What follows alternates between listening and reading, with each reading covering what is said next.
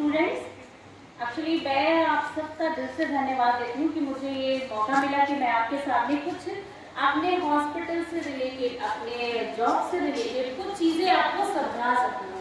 Even first aid, जैसे भी madam ने समझाया था कि हम लोग देश की सेवा किस तरीके से कर सकते हैं, किस तरीके से कर सकते हैं, अपना एक्स्ट्रा काम भी करके, जैसे कि किसी की सेवा करना, कोई एक्सीडेंट हो गया है या किसी को मतलब कोई पेशेंट है या फिर मान लीजिए कोई ऐसा छोटा बच्चा है या बड़ा है, कोई मतलब फेल्ट हो गया है, गिर गया है और उसको नहीं पता कि हम कहाँ पड़े हैं, तो उस पीरियड में हमको क्या करना है, हम उसके बारे में आपसे थोड़ा सा बताएंगे। ये योगदान हमारे जो लाइफ में हम जो अपने देश के लिए करते हैं ये बहुत इम्पोर्टेंट है।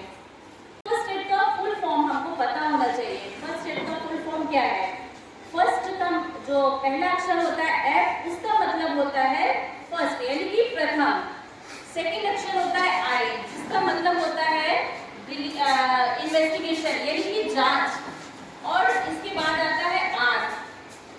आर का मतलब होता है रिलीफ यानी कि हम रिलीफ कैसे देते हैं। और एस का मतलब होता है सिम्टम्स यानी कि लक्षण।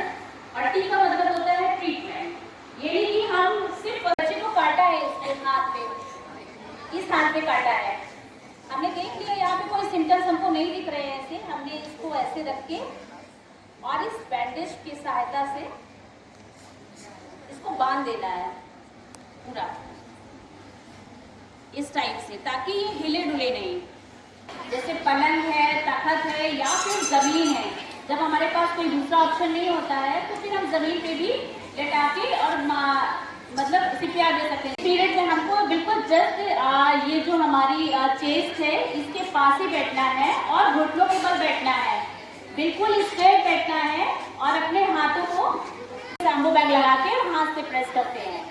ठीक है, अगर उस कंडीशन में हमारे पास एम्बो बैग नहीं है, बाहर का एम्बो बैग होता नहीं है मोस्टली, इसको ऐसे करके सांस देनी है। ठीक है, 2 बार पूरा ऐसे पूरा ला के फिर ऐसे करना है, ऐसे करके। ठीक है, इसको सांस देनी है। ठीक है, पेशेंट को फिर हमने तुरंत स्टार्ट हो जाना है, ऐसे ऐसे करके, ऐसे ऐसे करके। ठीक है, 30 बार इंटू 2, 30 इंटू 2।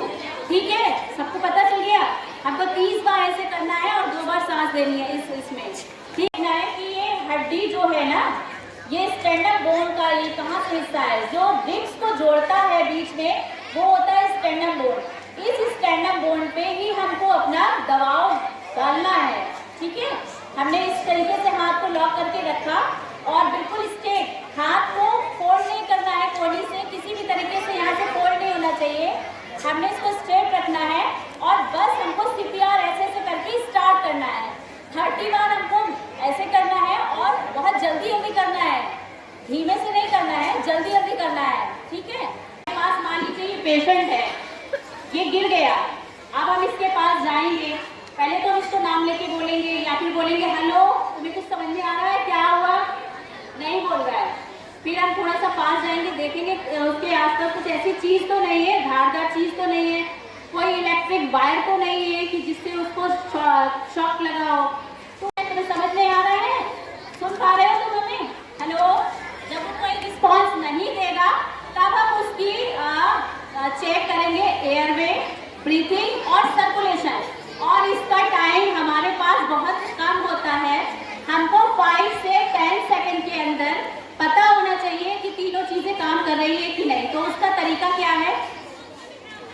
उसका तरीका इस तरीके से है, पहले हम उसकी एयरवे और ब्रीथ को चेक करेंगे, नहीं आ रही है, तुरंत हमने उसके यहाँ पे चेक किया, हाँ ये पता चल रहा है कि नहीं काम कर रहा है, तो हमने क्या किया, फटाफट सीपीआर देना स्टार्ट कर दिया, ऐसे ऐसे ऐसे कंटिन्यू करते रहना है जब तक कि हॉस्पिटल स्टाफ, एम्बुलेंस या कोई मेडिकल फैसिलिटी हमारे पास अवेलेबल नहीं हो जाती है, तब तक हमको उस प्रोसीजर को करते ही रहना है। ठीक है, और अगर जब एम्बुलेंस आ जाती है उस पीरियड में तब भी उसको वो नहीं होता है, तो वो उसे एक डिफिब्रिलेटर होता है जिसको बोलते हैं इलेक्ट्रिक शॉक।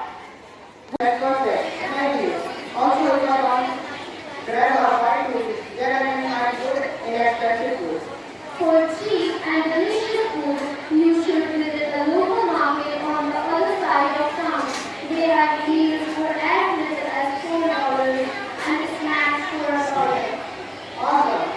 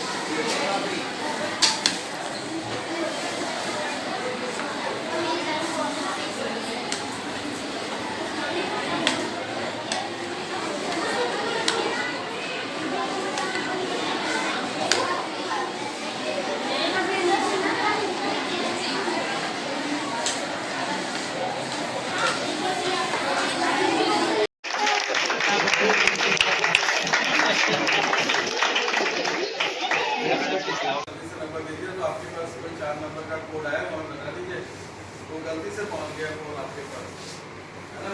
तो वो लोग आजकल क्या होते हैं, सेंसिटिव होते हैं, है ना, बड़े लोग हैं, वो क्या करते हैं, वो जैसे ही अपना नंबर बताएंगे OTP, उनके अकाउंट खाली हो जाता है। ये अपने घरों में भी बताना है। दूसरी बात, बैंक का कोई भी मैनेजर आपको फ़ोन नहीं करेगा, ये बड़े लोगों को ही बताना है, अपने फादर मदर ग्रैंडफादर मदर में सबको बोलना है।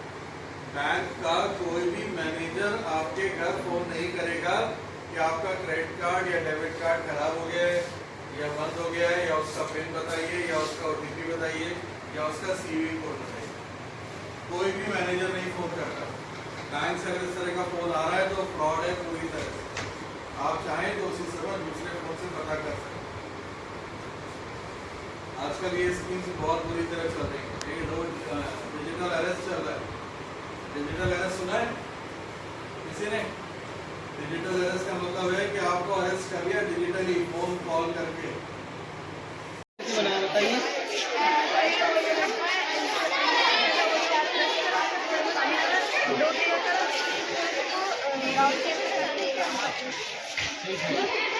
ये कैसे बनाया है?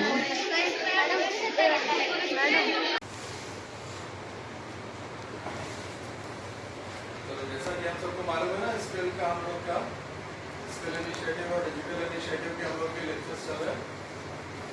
शिक्षा सप्ताह के अंतर्गत आज हम लोग डिजिटल इनिशिएटिव को देख रहे हैं।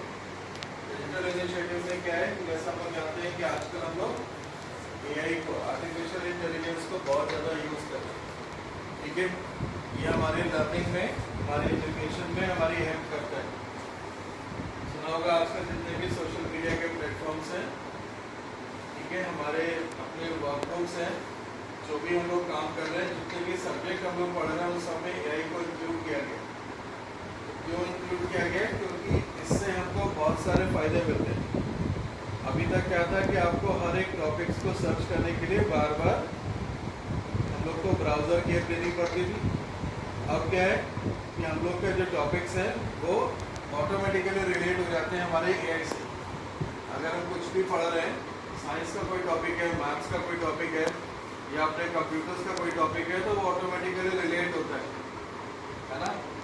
देखा होगा सोशल मीडिया प्लेटफॉर्म्स पे आजकल, अगर आप फेसबुक है, ट्विटर है, अगर आप किसी पर्टिकुलर कंटेंट को व्यू कर रहे हो तो थोड़ी देर बाद आपको वही कंटेंट रिपीट फॉर्म में दिखता है ना। अगर आप कोई एडवर्टीजमेंट देख रहे हो तो ऑटोमेटिकली क्या होता है, वो थोड़ी देर बाद आपको रिपीटेड फॉर्म में नजर आने लगता है। ठीक है, तो क्या क्या कर सकते हो कि हमारा कंप्यूटर जो है, अभी हम लोग कहते हैं कि हमारे कंप्यूटर की जो IQ है वो 0 है, लेकिन हम उसके AI के थ्रू उसको एक आर्टिफिशियल इंटेलिजेंस देने की कोशिश करते हैं। तो वो सोचता है कि इसमें क्या क्या चीज़ें हो सकती है ना। आजकल तो फोटोग्राफी में पूछते हो तो बैकग्राउंड पर जो भी चीज़ें हैं आप उनको भी डिजिटली क्लियर देख सकते हैं। तो वो पॉसिबल हुआ है सिर्फ AI के थ्रू। देखो सबसे पहला तो है कि अपने गार्जियंस को बताना है। आजकल घरों में फ़ोन जाते हैं, जैसे हम लोग तो यहाँ पर आ गए, फादर मदर हमारे चले गए बाहर काम करने, तो घर में हमारे नाना नानी या दादा दादी रहते हैं। तो कई बार फ़ोन आते हैं उनके पास में कि बाबूजी हमने ऐसा किया है कि हम गलती से आपका नंबर दे दिया है